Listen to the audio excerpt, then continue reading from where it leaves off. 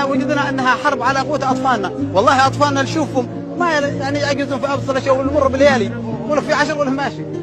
ونحن كنا عزاز في ارضنا، ونحن كنا كرام، نحن شعب كريم سواء في الشمال وفي الجنوب. نحن شعب عظيم، شعب اليمني، شعب التاريخ، مش انا جيش هذا شعب عظيم.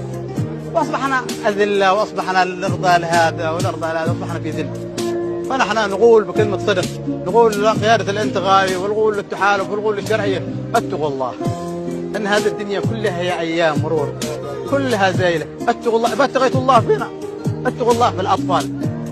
اطفال بالله لما تسرقون انتم مليارات ورصيدكم في كل دوله، نحن نقول لهم. ونحن اطفال تدروا انها تموت الجوع، اطفال تتضرع تشتري حبه بسكوت او تشتري عشاء وما فيش. نحن نقول لهم: راعوا الله في الاطفال واتقوا الله من الان وصاعدا. هذا غلطنا وهذا كلمتي. وجدنا انها حرب على قوت اطفالنا، والله اطفالنا نشوفهم ما يعني يعجزون في ابسط الاشياء ونمر بالليالي ولا في 10 ولا ماشي. ونحن كنا عزاز في ارضنا، ونحن كنا كرام، نحن شعب كريم سواء في الشمال وفي الجنوب. نحن شعب عظيم، شعب اليمني، شعب التاريخ، مش انا جيش هذا شعب عظيم. واصبحنا اذله، واصبحنا الارضى لهذا والارضى لهذا، اصبحنا في ذل. فنحن نقول بكلمه صدق، نقول لقياده الانتقال